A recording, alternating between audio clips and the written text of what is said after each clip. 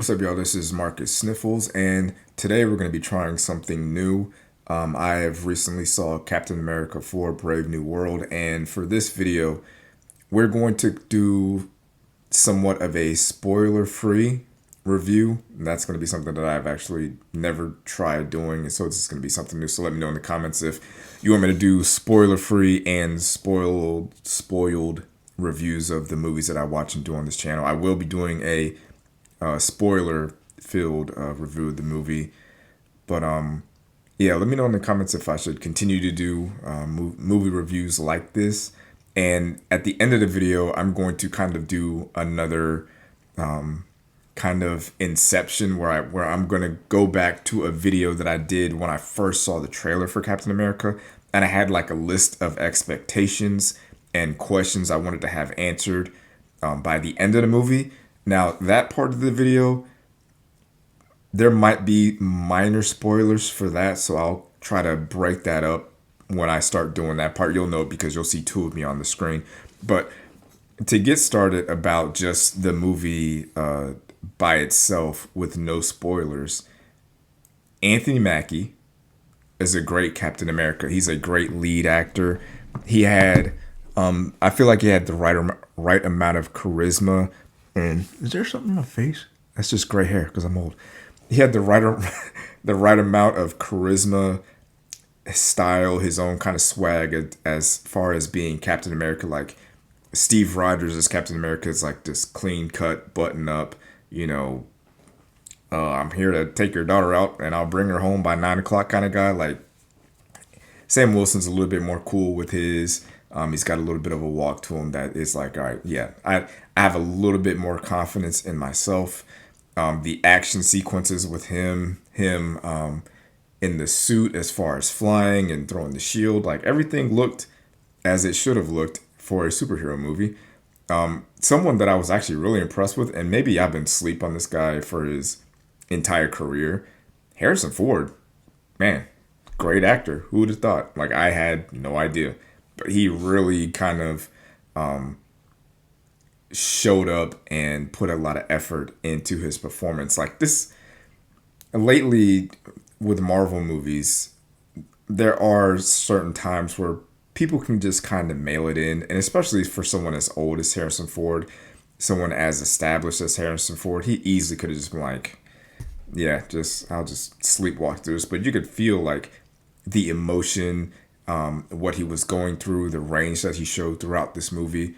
And I don't think this is like a hot take, but the Red Hulk, the CGI, the special effects, the motion capture with the face, this is the best looking Hulk that I have seen in the MCU by far. Like it's not even close. You put Red Hulk next to, you know, Hulk from Ragnarok or Smart Hulk from Endgame or even the original Hulk from the Edward Norton Hulk or Hulk from Avengers 1. Like all these different Hulks, you put them all, line them up and look at them. Red Hulk is the best looking Hulk by far, and it's not even close. Like I don't know if they just took their time with it or they just had there's more technology development. I don't know what it is, but that's what Hulk needs to look like from now on. And whatever technology they use for this Hulk, they need to bring that back for whenever they use a different Hulk, or you know bring back the old Hulk and you know get away from the Smart Hulk or Professor Hulk or whatever you want to call it. Something I will say about the movie, obviously Anthony Mackie is a great actor. Harrison Ford is a great actor, a legacy act.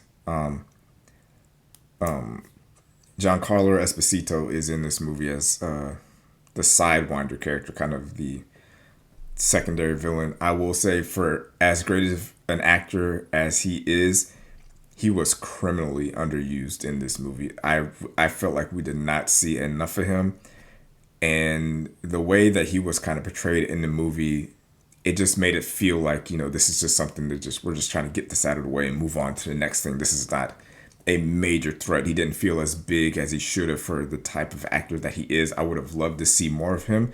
And honestly, I feel like they might have been able to do a full movie with him as one of the main villains going forward. I would like to see more of him in the MCU, whether it be as, you know, Sidewinder or as another character in the future or in a reboot. Some of the complaints that I have about this movie, not even about the movie, but about the promotion of this movie. Marvel has got to figure out what they're going to do with these trailers. Like the initial teaser trailer that they showed, fantastic. Showed Sam in the suit, showed him flying, showed the, you know, the alien out in the ocean, showed him, you know, moving around with the shield, showed Harrison Ford, and then at the very end, you got a little peek at Red Hulk. That should have been it. But as time went by, as we got closer to the movie release date, they started to show way more action sequences. They showed the Hulk chain. They showed this isn't a spoiler because it was in the trailer. They showed Ross turning into the Hulk. They showed when it was. They showed where their battle was. Everything that they showed in the trailer is pretty much everything you're going to see in the movie. There are no other surprises outside of what you saw in the trailer. The biggest moments in that movie are shown in the trailer, and Marvel has got to get a grip on that. Like, you have to trust that your movie is good enough to get people to go and to stay in the theaters. They're doing this thing where they just show so much stuff to get people to want to go to the theater.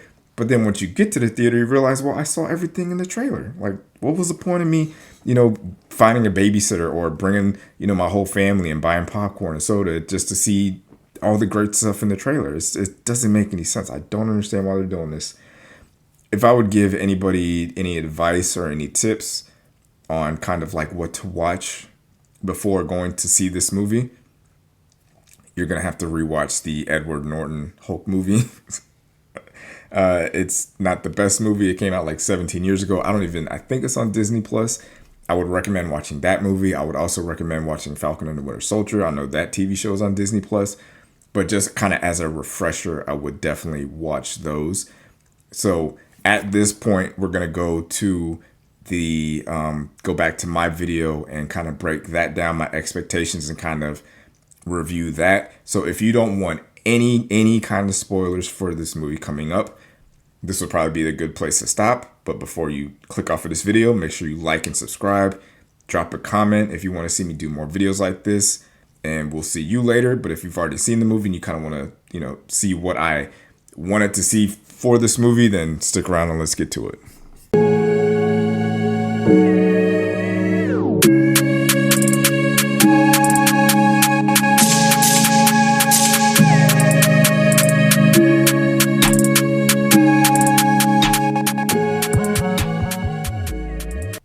That thing in the ocean, the Celestial.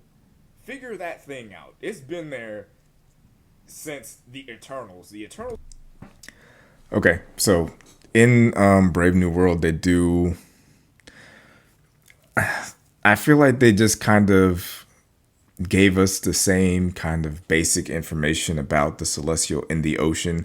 They didn't really get into it. They pretty much found out what it was made of or what it was covered in as far as the adamantium, but as far as what they're going to do with it and who's a part of it, they didn't really go too deep into that. So, I mean, it was they tried. This came out almost 5 years ago, and there's just some alien monster with their head and hands hanging out of the ocean, and nobody seems to care about it. Get that under control. Establish that that is a thing. Establish that they know that that is there and that they have a plan. It seems like they do. It seems like they did establish that they know it's there, but as far as what's going to happen with it moving forward, not so much, I don't think. There's going to be a battle or something over that property or something like that, but get that under control. I need them to handle that. What is that? What are they going to do with it? Who owns it? What, like, something. So that's another big thing that I would like for them to do. The next thing, I would like for them to confirm that the Young Avengers are a legitimate thing. They did not do that. There will not be any signs of any Young Avengers in this movie. Not a single one. So I kind of thought that maybe in post-credit scene or maybe kind of a mention of it, a throwaway line. But there was no mention of the Young young Avengers in Captain America Brave New World. So that's a little disappointing looking back on it. I don't think they'll do it, but I kind of hope that they do. I would like, at some point in this movie, for somebody to see Sam Wilson with that shield running around or flying and to call him a slur. What?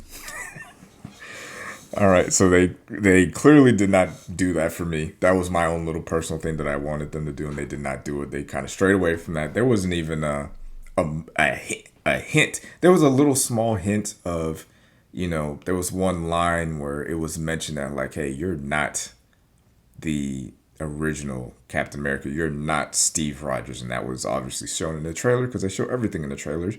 But they really never focused on his race, his ethnicity. There was never really a lot of you're not good enough to be Captain America coming from the outside, and I thought that could have gave the movie a little bit more emotional weight and a little bit more stakes and made it a little bit more realistic, if I'm being honest. But a lot of the things that okay, this is gonna be the last thing I say before we go into the spoiler review of this movie. A lot of the heavy emotional beats and character growth that you would want to see from Sam Wilson's character, we saw it on the TV show. Falcon and the Winter Soldier, it's all there. Everything they did on that show is what I would have liked to see in the movie. So that is it for the spoiler-free portion of Captain America Brave New World. Would I recommend people going to see this in theaters? I enjoyed the movie. I thought it was fine. Like, it's a fine movie, but you're not missing anything if you don't see it in theaters. Like, if you wait for it to come out on Disney Plus, there are no more movies, no more MCU movies coming out until Fantastic Four, and that doesn't come out until summertime. So with it being, February, March, this movie will probably be on Disney Plus come June, maybe early July, and I don't think those two movies are going to really cross pollinate and mesh as far as like spoilers and previews and all. Like, they're not going to cross over. So I would recommend waiting for this movie to come on Disney Plus. Sadly, I expected more of this, but in the next video we will talk about a spoiler filled review and go a little bit more in depth into it. But let me know what you guys think about the movie. Are you going to go see it? Drop a comment, drop a like, hit the sub button. Appreciate y'all. Thanks for watching, babe. Make sure to like this video and subscribe to the channel.